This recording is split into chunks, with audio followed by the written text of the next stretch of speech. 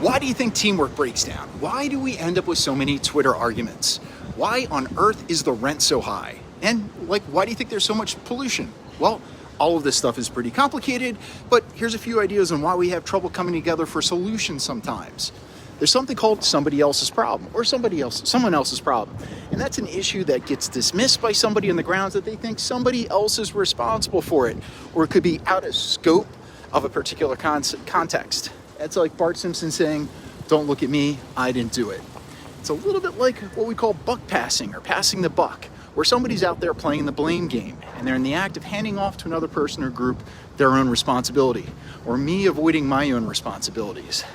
It's used in strategy and power politics, where one group tries to get another group to deter or fight an aggressor group while it sits on the sidelines and waits it out.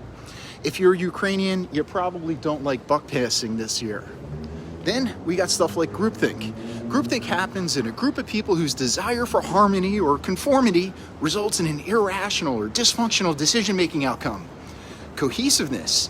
In a group, it can produce a tendency among its members that you have to agree at all costs. This causes us to minimize conflict and reach a consensus decision without critical evaluation. Some crypto investors ran into groupthink with this FTX debacle.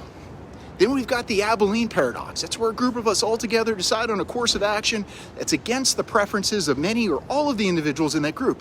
You might not want a hangover tomorrow, but if everybody's going to the bar tonight, you tag along. And then tomorrow when you all are hungover, your friends say they didn't want to go to the bar last night. That involves a common breakdown of group communication, where each of you mistakenly think that the other's preferences are that your preferences are opposite to the group's, and so you don't speak up, you don't raise objections, or you could even say you support the outcome that you don't want. A common phrase relating to the Abilene paradox is a desire for us not to want to rock the boat. This differs from groupthink in that the Abilene paradox, that's characterized by an inability to manage agreement. Now that Abilene paradox, it's similar to groupthink, but groupthink individuals are not acting against their conscious wishes, and they generally feel good about the group decisions.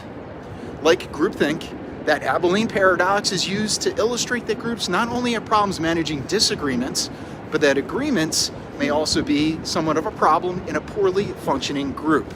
And we end up with stuff like NIMBYs, not in my backyard, and then you don't build enough homes and rent gets high. What do you think?